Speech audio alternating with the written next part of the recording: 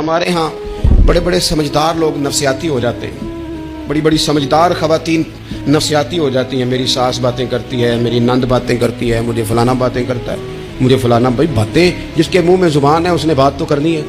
اب آپ نے کیوں یہ دعویٰ کر لیا ہے کہ آپ اتنے اونچے چلے جائیں کہ آپ کو بات ہی کوئی نہ کرے؟ کیا حرج ہے اس میں؟ اگر کوئی آپ کو بات کر دے تو کیا ہے، ہم کسی نے کر لی تو پھر کیا ہوا؟ اس کا اتنا اثر قبول کرنا کہ ساری رات سونا ہی نہ، پریشان ہو جانا. اور بعض لوگ ایسے ہیں جنہیں اتنی باتیں نہیں ہوتی جتنی انہیں ٹینشن ہوتی ہے. یعنی وہ دو بندے کونے میں کھڑے ہیں تو میری ہی بات کر رہے ہیں. او بھائی تو اتنا اہم نہیں ہے، انہیں کوئی اور کام بھی ہو سکتا ہے، تیری بات ہی انہوں نے کرنی. بلا وجہ لوگ سمجھتے ہیں کہ میں بڑا اہم آدمی ہوں، وہاں بھی مجھ پہ تبصرہ ہو رہا ہے، یہاں بھی ہو رہا ہے. اس پہلو سے باہر آئیں، اس کمپلیکس سے نکل آئیں. ابن حزم کہتے ہیں کہ مصر میں ایک تاجر بڑا کامیاب ہو گیا تھا، بڑا کامیاب تاجر ہو گیا. تو زندگی میں جتنے لوگ بھی کامیاب ہوتے ہیں ان سے حسد ہوتا ہے. اس سے بھی اس کے ارد گرد کے لوگوں نے حسد شروع کیا. اب تاجروں نے پلاننگ کی کہ اسے خراب کیسے کرنا ہے. وہ ایک دن اپنے گھر سے نکلا، سفید کرتا سفید پگڑی باندھ کے باہر. اب 5-6 لوگوں نے پہلے سے منصوبہ بندی کی ہوئی تھی. ایک صاحب اسے ملے، کہنے لگے ماشاءاللہ آج تو سفید کرتے پر سبز امامہ، سبز پگڑی بڑی ہی اچھی لگ رہی ہے. وہ ہنس کے کہنے لگا لگتا ہے آپ سو کے اٹھ کے آئے ہیں، پگڑی تو میری سفید ہے.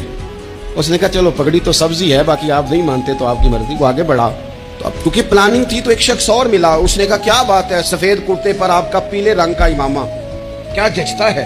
اس نے کہا یار کو خدا کا خوف کر. ہنس کے کہا کیا ہو گیا، تیری اینک کا نمبر تو نہیں تبدیل ہونے والا ہوا؟ اور بھائی میں نے تو سفید کرتا اور سفید امامہ باندھا ہے. اب 2-3 لوگوں کی دفعہ تو وہ مسکرایا، لیکن وہ ڈھیر سارے لوگوں نے منصوبہ بندی کی تھی. وہ جب چوتھے کے پاس گیا تو اس نے بھی کہا کہ کیا بات ہے سفید کرتے پر پیلے رنگ کے امامے کی. اس نے کہا پیلا کہاں ہے؟ اب وہ غصے ہونے لگا. اب وہ چھٹے کے پاس گیا تو اس نے کہا جناب کیا بات ہے سفید کرتا اور کالا امامہ. اب وہ غصے میں اتنا باولا ہوا کہ پہلے ہنسا پھر رویا، پھر اسے سمجھ نہ آئی کہ دکان کا تالا کس چابی سے میں نے کھولنا ہے. بس وہ شام ہوئی تو اس بیچارے کو بچوں نے روڑے مارنے شروع کر دیے. وہ اتنی تکلیف میں آ گیا کہ لوگ اسے پاگل کہنے لگے. کیوں؟ اس لیے کہ لوگ منصوبہ بندی، افواہ تھی نا کہ میری طبیعت خراب ہے، تو لوگوں نے حال پوچھ پوچھ کر بیمار کر دیا. لوگوں کی باتیں، لوگوں کے تبصرے، لوگوں کے کومنٹس. بولے امام شافعی فرمانے لگے لوگوں کی باتیں پتھروں کی طرح ہوتی ہیں، یہ روڑوں کی طرح ہوتی ہیں.